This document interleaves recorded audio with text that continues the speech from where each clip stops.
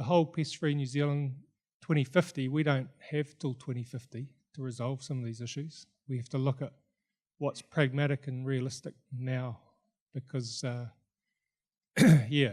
just, especially with things like here, if anyone here is going to the mountains on a regular basis, yep, we see them up around the cafe in Treble Cone, but Kia are in real trouble in the mountains, and we all have to think about what it would be like to lose Kia out of our mountains in the next 15, 20 years. I think the time for idealistic solutions is over.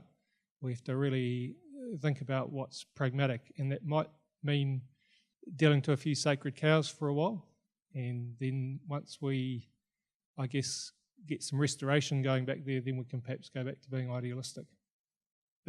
That's my thought. That's true, Hugh, but the authority came out, which I was very disappointed in this decision. The authority came out and said that it was going to have no commercial guiding in a place like Hogger Landsborough, for example. So, for example, if Guy wanted to come with such a proposal, the authority made a decision there to keep, commercial things out of wilderness areas. I was a bit disappointed in that decision, because when we were doing the West Coast CMS, we had a view there that as long as the guided party was indistinguishable from a private party, then what was the issue?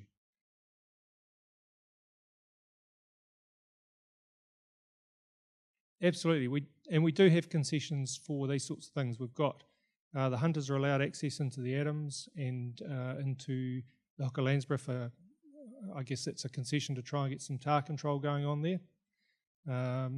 There's even I don't know what the status of the Urewera Wilderness area is, but there was a concession there to let the traditional horse riding still go through there. So we can make exceptions.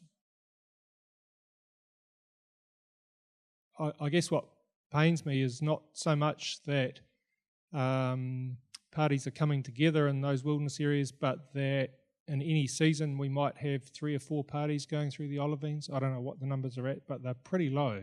And I think,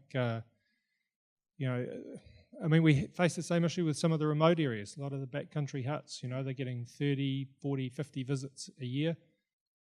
I'd love it if they doubled. I don't think that's a big issue because they can handle it. That's not where the pressure points are in our remote areas, our wilderness areas. Pressure points are...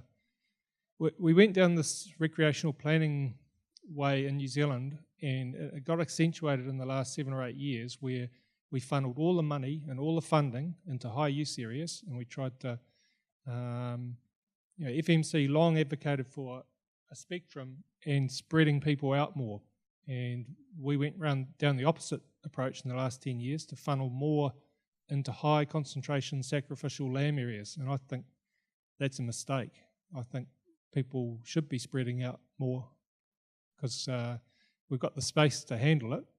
Yeah. What we don't want to do is start ramping up the root burn to 100 bunk, huts or that sort of thing. I'd rather people spread out and did go and use some of our wilderness areas.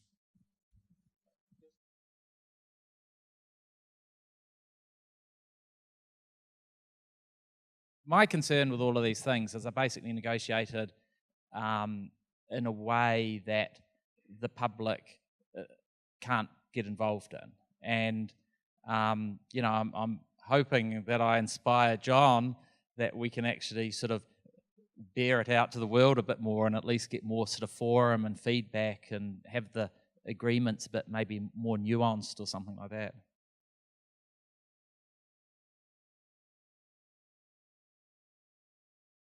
I'm pretty sure that it's quite similar elsewhere in Southeast Asia. One of the problem with reconnecting with the sacred places is when Islam and especially Pentecostal Christian came, I am one.